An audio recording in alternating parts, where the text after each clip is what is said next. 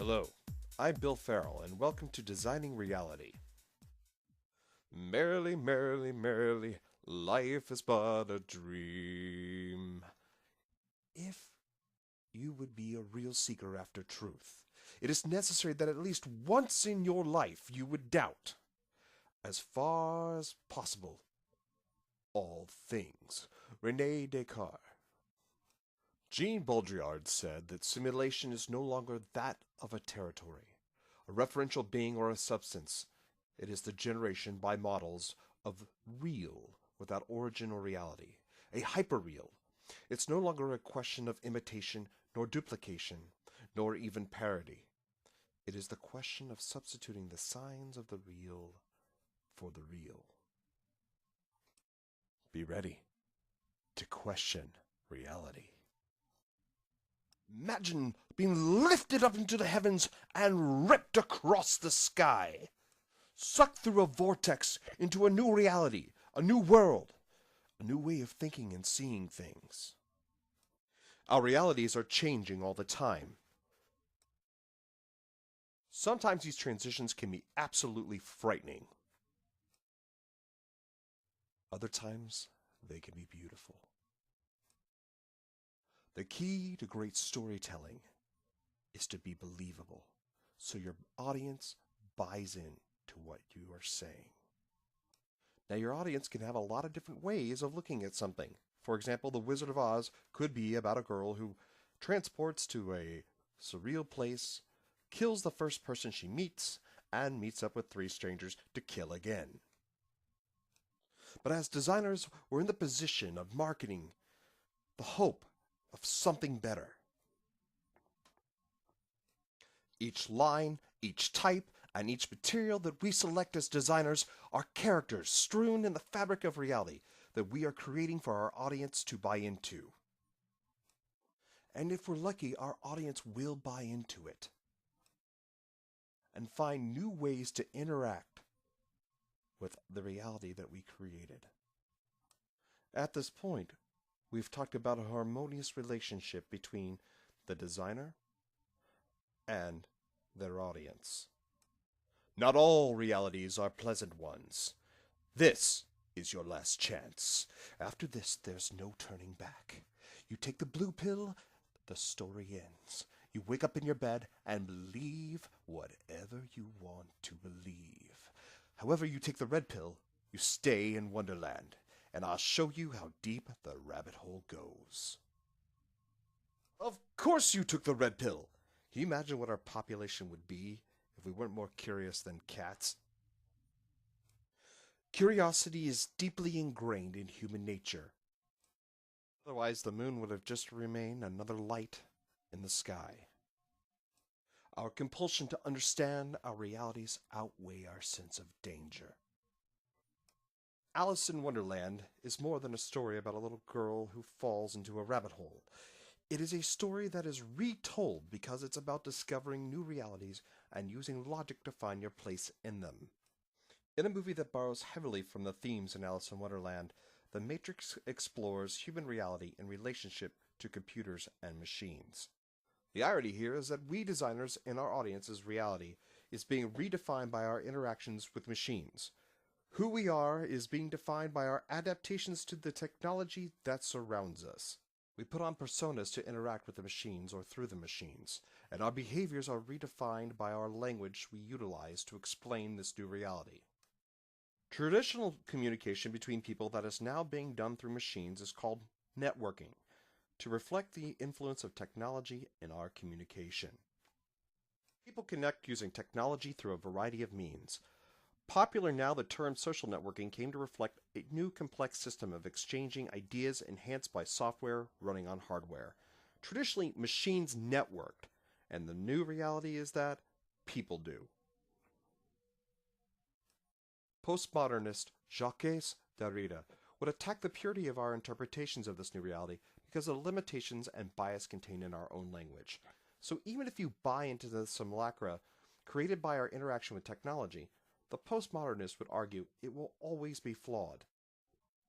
Contained deep within our news stories and older myths are warning signs of the dangers of communication and subsuming to our tools instead of wielding them as artisans should. Physicists even have developed a scientific theory of what they call the enslavement of man by machine. They call it the singularity. It is amazing how a story becomes a scientific plausibility. However, that may be how reality works. Can we hack realities to change the perceptions of our audiences? We work in a world whose engine is fueled by the economics of power and wealth. We need to tap into our destined demographic senses in order to make dollars and cents. Though this may be the reason for the call for design responsibility. Warp drive at light speed through the rabbit hole again. Notice a certain design theme even in storytelling? A great way to create a story is to base it on already shared experiences. As designers, we need to explore how to find a contextual agreement with our audience. A great way is to tap into what your audience already believes. This is the desert planet Tatooine. One may be tempted to trivialize the desert color to tell the story as an obvious detail, but it's an important signifier, especially when describing a fictional planet to make it appear more true. We should, as designers, desire audience buy-in. We know we've achieved true buy-in when the audience starts creating new simulacrum based upon the original materials. The buy-in becomes so strong that the audience themselves are designing new ways for others to share their experiences, and new paths to create believability. When merchandising of the idea becomes a marketable product, it's time to have a toast. Part of creating believability, as we discussed before, is finding context. Racing is as old as recorded human history. Pod racing on flying engines built by mushroom-looking robots is not. Contextually, there is a familiarity to this moment as it bears a resemblance to the chariot racing like in the wonderful movie Ben-Hur. Imagine the excitement you can get from sitting in the seat of one of these speed demons racing through the canyons of Tatooine. But you can. Through the wonders of modern-day video game technology. Video game technology is changing our realities. Again, we create personas, a Nintendo Mii, or a Microsoft avatar to live the adventure. As technology evolves, as demonstrated here by Microsoft's Kinect, a software game is slowly becoming a physical interaction in ways only dreamed of before in science fiction. Chris Bretz of Bretz Consulting would describe this gaming technology as attempting immersion of the player to the virtual reality created on the screen. The game makers are trying, as Chris would put it, to engross their audience, to connect their audience to a new reality. Clever, Microsoft calls their new technology Kinect. Further immersion is created by the way people operate their technology, attempting to achieve a greater believability. Video game system menus are employing a vast array of different media in their designs. This is what J. David Bolter and Richard Gruson would call hypermediacy. Why all this focus on video game design technology? Because that's where the technology companies are. For example, why would Microsoft bet throwing out a largely praised operating system for something radically new? Because of design flexibility, and it's been tested and it works. Microsoft has taken criticism for its Windows 8 format, but these are growing pains. Every time a child fires up an Xbox, they are conditioning themselves to use Windows 8. Immersion, so real you can almost taste it. But those games are stupid and for kids, right? I mean, who has time for these things? Oh, right. Cool. Video game technology design and how people interact with products is making sci-fi movies like Minority Report a reality. Let me repeat that. Making a reality. AAA rated games like the new BioShock Infinite are pushing the boundaries of reality further by advancing hypermediacy in a detailed virtual reality unparalleled before. Signs on the streets on the welcome page become interactive menus, immersing the player in the simulacra. Every interactive detail is another thread in weaving together a believable story. The architecture, the typography, and the fashion design used in the game are carefully historically researched, using specific time periods to give the game a believable context.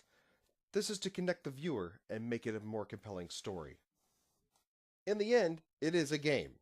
But as the stakes are high, $200 million spent developing this game, so is the believability expectations. In addition, with so much on the line, using design techniques such as hypermediacy are how games like this go to the next level of immersion. And the other trick? Customization. Every audience member is unique, so the story can be the same, but how people interact with products can vary. This is true for every facet of design, regardless of the media. So the true trick of immersion, audience buy-in to a new reality, is customization. How people select their cell phones often depends on how they are able to customize them. In this era of smartphones, these mobile devices become distribution centers of hypermediacy. Each phone has stores in which applications can be applied to further customize the phones to suit the needs of the user. There's that immersion thing again, through distribution this time. But there's another side to distribution. Adam Greenfield, who is a design consultant, claims it is through this very distribution that demands a new set of interface modes and fundamental changes for the paradigm for design. These mobile technologies change the way we interact with our world, thus reshaping the reality of the user. Our behavioral patterns are changing through our interaction with machines. What does the future hold? Can you believe that the standard of development of cell phone technology is held to that of video game technology? Though the future of design isn't all video games, the internet has been one of the strongest breeding grounds for hypermediacy. New sites will have graphic design, illustration, video, and animations all on the same page to attract viewers, to sell advertisement, but ultimately to create buy-in to their product. Like it or not, one of the most successful news sites on the internet is DrudgeReport.com. Its Spartan design gives the illusion of being a newspaper, but this has been an effective designed reality for Drudge and its readers. And while some people may not like Drudge for its content, Marshall McLuhan would have argued it's the design that counts, as he famously said, "The media is the message." Now, Noam Chomsky would disagree, as he would argue content matters, but he never had to deal with the boisterously verbose Orson Welles.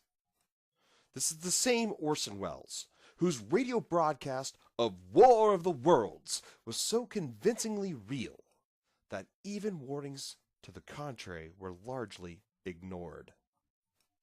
And H.G. Wells' classic proves how a fantasy can become a tangible reality still bought into generation after generation. This is because of customization and adaptable context. A truly well thought out reality can transcend cultural and language barriers, as seen in these German, Russian, and very colorful Spanish examples, as overarching themes can connect beyond cultural boundaries. Time periods are also evident in design. One can see from the pulp colors and airbrush feel that this cover was most likely created in the 1980s, whereas this digital contour used in the illustration on this cover likely dates it anywhere from the 90s to present day. The design of the alien ships are also seen reflective of the realities of the time period. This alien ship has been compared to the rear lights of a Chevy Bel Air from the 1950s. This more modern ship design reflects a darker reality that sees evolving military technologies and biologically inspired robotics and drones. However, one of the most intriguing buy-ins to a reality once based on a fantasy comes from the comic book V for Vendetta. Loosely based on the history of Guy Fawkes, a man who plotted to blow up the English Parliament, Alan Moore's tale of a fantasy based off of reality took on a new life inspired by audience engagement. customization, and immersion enhanced by a Hollywood film. This graphic novel became a movie. The movie was the inspiration for a movement. The marketing to add buy-in could have added a little kindle to the fire of what the movement was to become. This movement, which began from the inspiration of fantasy, became a reality. It is called Anonymous. Though Anonymous is a real organization, they primarily exist in a virtual reality environment. They are connected to their machines and the computer networks, hence the matrix feel of this design, or this one. During the Occupy protest, the Anonymous members stepped out of the virtual world and donned their masks in the real world, again challenging where the borders of reality are. Anonymous could be Chomsky's retort to McLuhan and Wells, as their message has triumphed beyond one particular medium and even borders. They have created a design culture to support their brand. Immersion in this brand is created by customization. So the lesson is to be flexible in your design without breaking. Interaction is the key, as witnessed here by Anonymous England hacking and shutting down a white supremacist site. The proof on whether a reality can be designed can be answered through the transformation of this Bavarian castle to an animation matte painting to a Disney castle. The Disney castle is real. I know, I've been to 2 of them. It's not Bavarian medieval real. And though they have a very different story, they share a design reality. British comedian Eddie Izzard said of the European Disney castle, if you want to impress us with your Disney castle, you gotta make them bigger because we already got those over here. How an audience interprets a design into a new reality can take many surprising turns. However, like a good argument, our design should be strong enough to take interaction head-on and encourage engagement. I want to thank you for listening as I'm off to make my fantasies a reality. See you at Disney. Wait, I don't have the time or money for that. So I'm going to sit back and enjoy the simulacra in the comfort of my designed reality of my home, with my 2 dogs, lovely wife, and child who thinks he's Godzilla. See you later, folks!